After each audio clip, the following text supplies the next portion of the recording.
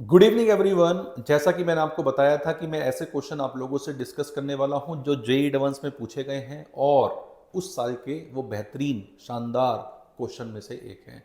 तो वैसा ही एक बन्नाट क्वेश्चन आपके सामने है जो 2020 में पूछा गया है और इस क्वेश्चन ने पहली बार तो सबको हिला के रखा था। इसके बारे में कैसे करना है कैसे नहीं करना है सोचने में बहुत टाइम सभी को लगा था, चाहे वो स्टूडेंट रहे हों चाहे वो टीचर ही क्यों ना रहे हों। तो ये क्वेश्चन भी हमें बहुत कुछ सिखाने वाला है। आइए डिस्कस करते हैं इस क्वेश्चन को कि भाई इस क्वेश्चन में क्या था। अब देखो सिंपल सा क्वेश्चन है कि यार which of the following inequality is true. अब इनइक्वलिटी में हमें चार अलग अलग इंटीग्रेशन दे रखे हैं, तो मल्टीपल चॉइस क्वेश्चन है, चार अलग अलग इंटीग्रेशन है, मतलब ये चार अलग अलग क्वेश्चन के बराबर है। चार अलग अलग क्वेश्चन के बराबर इंटीग्रेशन या एस्टिमेशन की कोई चीज प्रूव करना। भाई एस्टिमेशन एक वैसे ही इंटीग्रेशन में एब्स्ट्रैक्ट आइडिया वाला टॉपिक बोला जाता है कि भाई एस्टिमेशन में हमें वही सोचना होता है जो क्वेश्चन बनाने वाले ने सोचा है। अगर हम वो सोच लेते हैं तो हमारा आंसर फटाफट आ जाएगा। अगर हम वो नहीं सोच पा रहे हैं तो पक्की बात है हम उसमें कहीं ना कहीं अटकने वाले हैं। तो इसी पॉइंट ऑफ व्यू से ये क्वेश्चन अच्छा है क्योंकि इसमें हमें वही सोचना है जो क्वेश्चन बनाने वाले ने सोचा है और चार अलग अलग लेवल पर सोचना है। पहले इसके लिए, फिर इसके लिए, फिर इसके लिए, फिर इसके लिए। चारों का आपस में कोई लिंक नहीं है। बस ये है कि एक का कॉन्सेप्ट पकड़ में आ गया तो फिर बाकी कॉन्सेप्ट भी हमारे पकड़ में आराम से आ जाएंगे। तो नोट बना लेना, देख लेना, क्योंकि अब भाई एक बार आने के बाद तो चीज़ें फैशन आउट हो जाता है। फैशन आउट हो गया तो इसका मतलब अब ये कहीं भी पूछा जा सकता है, मेंस में भी पूछा जा सकता है, कैसे भी इसे हम कैसे भी एग्जाम वाले इसे यूज़ कर सकते हैं। अब ये क्वेश्चन और भी हमें काफ़ी बातें सिखा के गया है। ऐसा नहीं कि सिर्फ ये क्वेश्चन में इंटीग्रेशन वाली बात थी, ये क्वेश्चन हमें और भी बहुत चीज़ें सिखा के गया है, मतलब किस तरह से हमें सोचना चाहिए। चलिए मैं इस क्वेश्चन के सॉल्यूशन के बारे में बात करता हूँ कि इस क्वेश्चन का सॉल्यूशन आखिर कैसे होने वाला है या इसका क्या सॉल्यूशन होने वाला है। अब देखो 0 से 1 x cos x dx 3/8 से बड़ा है या छोटा है ये हमें बताना है।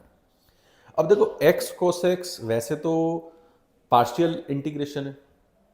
भाई पार्शियल इंटीग्रेशन से हम इसे कर सकते हैं, सॉरी पार्शियल से नहीं, बाई पार्ट से हम इसे कर सकते हैं, नॉट पार्शियल से, बाई पार्ट से हम इसे कर सकते हैं।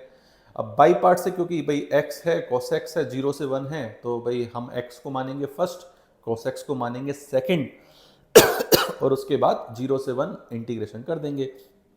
x पहली बार डिफ्रेंशिएशन के बाद x गायब हो जाएगा तो इंटीग्रेशन तो हो जाएगा। लेकिन इंटीग्रेशन होने में cos x sin x आएगा और 0 से 1 लिमिट लगाएंगे तो cos 1 sin 1 आएगा। अब cos 1 sin 1 आएगा, उनकी वैल्यू एग्जैक्ट वैल्यू तो पता नहीं होती है। अब एग्जैक्ट वैल्यू पता नहीं होती तो उन्हें निकाल के 3/8 से कंपेयर करें, तो वो भी एक सोच हो सकती है ऐसा करने के पीछे। भाई बच्चों के पॉइंट ऑफ व्यू से सोचे ना कि बच्चा क्या सोच सकता है। तो बच्चे को तो ये इंटीग्रेशन आता है, अब ये इंटीग्रेशन निकालने के बाद वैल्यू भी निकाल लेगा बच्चा। अब लेकिन वो वैल्यू को 3/8 से कंपेयर करना, हो सकता है हो जाए, हो सकता है ना हो, वो तो वैल्यू निकालने के बाद पता चलेगा कि आखिर वैल्यू किस लेवल पे आ रही है। लेकिन ये क्वेश्चन उस चीज़ के लिए नहीं बना, बिल्कुल भी नहीं बना। उस चीज़ के लिए क्वेश्चन ही नहीं था भाई, क्वेश्चन ही अलग थॉट पे बना था कि भाई इसे एस्टिमेशन से करना है। एस्टिमेशन से करने के लिए हमें इस फंक्शन को देखना है कि ये फंक्शन किसी एक ऐसे फंक्शन से बड़ा हो। ये फंक्शन किसी एक ऐसे फंक्शन से बड़ा हो जिसको 0 से 1 इंटीग्रेट करने में 3/8 आता है। अब 0 से 1 करने में 3/8 इंटीग्रेशन सोचना यार, मतलब टोटली एब्स्ट्रैक्ट, मतलब totally out of the box. ऐसा नहीं है कि सिंपल स्ट्रेट फॉर्मूला बेस्ड या कॉन्सेप्ट बेस्ड क्वेश्चन है कि हम इसे शुरू करेंगे तो हमारा हो ही जाएगा। लेकिन ठीक है, मेरा करावा है तो मैं तो बता सकता हूँ सीधे कि क्या क्या है। पहली बार भी आया था तो मुझे भी टाइम लगा था ऐसा क्वेश्चन करने में। अब देखिए क्या है इस क्वेश्चन में। अब देखिए cos x हमारे पास ये जो है 3/8 है। 3/8 मतलब किसी पॉलिनोमियल फंक्शन के आसपास लगभग होगा जिसको हम 0 से 1 इंटीग्रेट कर रहे हैं। अब देखो cos x का एक्सपेंशन आपको पता है कि cos x का एक्सपेंशन क्या होता है, series expansion 1 minus x square upon 2 plus x की power 4 upon 24 4 factorial blah blah blah and so on. ये हमारे पास cos x का एक्सपेंशन होता है। अब देखो cos x के एक्सपेंशन में 1 माइनस एक्स स्क्वायर बाई 2 में ये चीज़ें ऐड हो रही हैं। तो ये भी एक चीज़ सीखने वाली है, ये चीज़ें ऐड हो रही हैं तो cos x की वैल्यू इससे बड़ी है, 1 माइनस एक्स स्क्वायर बाई 2 से बड़ी है।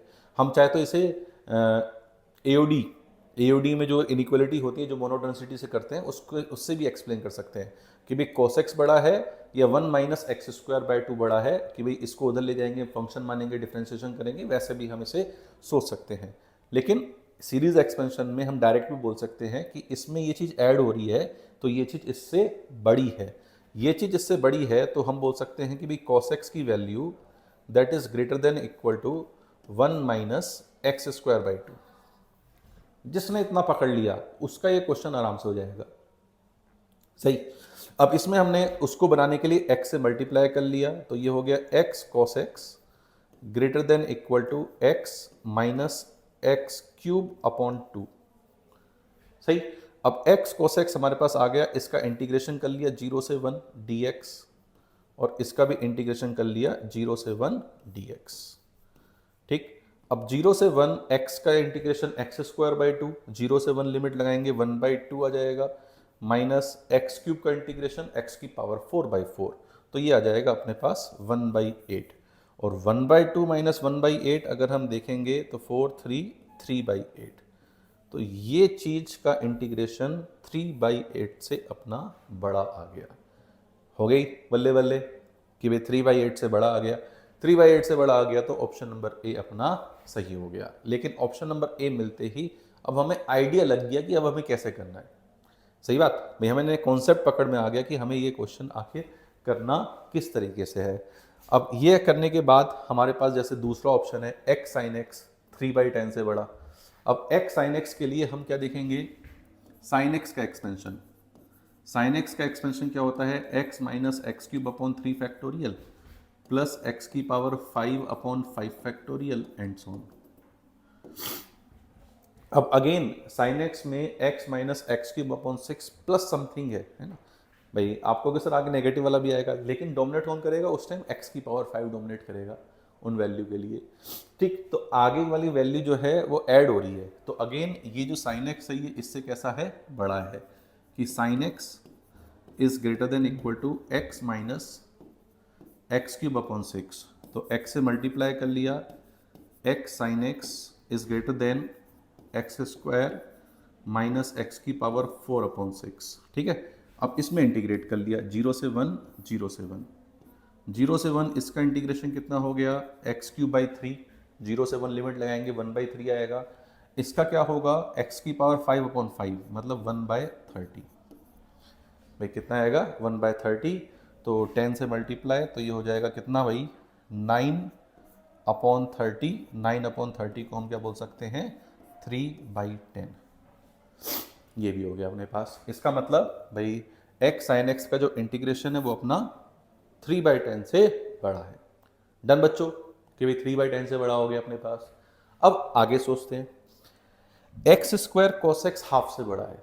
अब देखो ऐसा नहीं है कि हर एक में एक ही तरह से गाड़ी चलेगी, कुछ अलग अलग गाड़ियाँ भी चल सकती हैं, कुछ अलग अलग सोचना भी पड़ सकता है। जैसे एक्स स्क्वायर cos x से बड़ा है, ये कैसे देख सकते हैं, ये देखने के लिए जैसे cos x 1 से छोटा है, भाई cos x हमेशा 1 से छोटा ही है, सही बात। अब cos x 1 से छोटा है तो x square cos x x square से छोटा है, इसमें कोई डाउट नहीं है। अब 0 से 1 इसका इंटीग्रेशन, 0 से 1 इसका इंटीग्रेशन, तो एक्स स्क्वायर का इंटीग्रेशन एक्स क्यूब बाई 3 हो जाएगा, तो 1 बाई 3 आ गया। इसका मतलब एक्स स्क्वायर cos x का इंटीग्रेशन 1 बाई 3 से छोटा आ गया। अब यार 1 बाई 3 से छोटा है, तो ये बताओ 1 बाई 2 से बड़ा हो सकता है क्या? भाई अगर कोई चीज़ 1 बाई 3 से छोटी है, हमने ये प्रूफ कर दिया, तो 1 बाई 2 से बड़ी हो सकती है क्या? 1 बाई 2 से बड़ी नहीं हो सकती, तो भैया ये हमारा रिजेक्ट हो गया। बात करते हैं इसकी एक्स स्क्वायर साइन एक्स की। अब देखो एक्स स्क्वायर साइन एक्स 2/9, 2/9 एक बहुत गंदा सा नंबर है, मतलब बहुत अच्छा नंबर नहीं है, तो हम इसे अपना जो पुराना वाला मेथड है जो हमने साइन एक्स में यूज़ किया था इसी से करेंगे। अब जैसे ये हमारे पास था कि sine x x minus x cube upon 6 से बड़ा है, ठीक, तो एक्स स्क्वायर साइन एक्स करा हमने कि भाई एक्स स्क्वायर साइन एक्स अपना that is greater then x cube minus x की पावर 5 अपॉन 6। अब 0 से 1 इंटीग्रेट कर लिया, देखते हैं कि ये वो चीज़ आती है या नहीं आती है।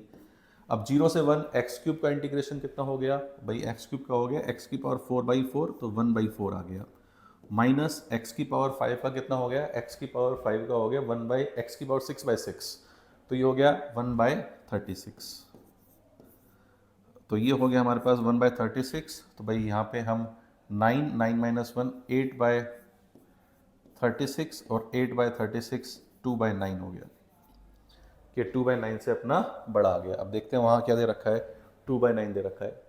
तो इसका मतलब एक्स स्क्वायर साइन एक्स की वैल्यू 2/9 से बड़ी है। तो आंसर क्या आ गए, ए बी डी। तो यार ये एक बहुत ही अच्छा क्वेश्चन था 2020 जेई एडवांस का। इसने हमें एक तो इनइक्वलिटीज मतलब सीरीज एक्सपेंशन से इनइक्वलिटी कैसे जाते हैं वो सिखाया इसने हमें, और ये भी बताया कि भाई इस तरह के क्वेश्चन भी फ्रेम हो सकते हैं और ऐसे भी क्वेश्चन हो सकते हैं जो उसमें हमें इंटीग्रेशन सीधे वैल्यू निकाल के कंपेयर नहीं करना, सीधे वैल्यू निकाल के कंपेयर करोगे तो इसमें फंस जाओगे। तो यार ये एक कॉन्सेप्चुअली अच्छा क्वेश्चन है। उम्मीद करता हूँ कि जो मैंने जिस तरह से एक्सप्लेन किया है वो आपको अच्छा लगा होगा और आप इससे सीखे होंगे कि भाई हमें किस तरह से क्वेश्चनों को अप्रोच करना चाहिए। ऑल्दो पेपर में ये क्वेश्चन भी मैं अप्रोच लायक नहीं मानता हूँ कि भाई पेपर में हम इसे ज़्यादा कुछ पेपर में इसका बिगाड़ सकते हैं, क्योंकि पेपर में हमारे पास लिमिटेड टाइम होता है। लिमिटेड टाइम में हम एक क्वेश्चन पे टाइम बर्बाद ना करके अगर बाकी क्वेश्चन, क्योंकि पेपर में आपकी मानिए 50-60% आसान क्वेश्चन आते हैं, तो हम बाकी क्वेश्चंस पे अगर अप्रोच करें तो हम ज़्यादा स्कोर कर सकते हैं। अच्छे बाउंसर्स छोड़ने चाहिए, बेकार बॉल मिलती हैं जो स्कोरिंग हमारी बढ़ाती हैं, तो हमें उन्हें ढूंढना चाहिए और पेपर में उन्हें पहले करना चाहिए। लेकिन कॉन्सेप्ट इन क्वेश्चन से ज़रूर हमें सीखना चाहिए। तो उम्मीद है कि आपने इससे सीखा होगा, और अगर कुछ सीखा है तो आप उसे कमेंट बॉक्स में कमेंट करके ज़रूर रिप्लाई करें। Thank you.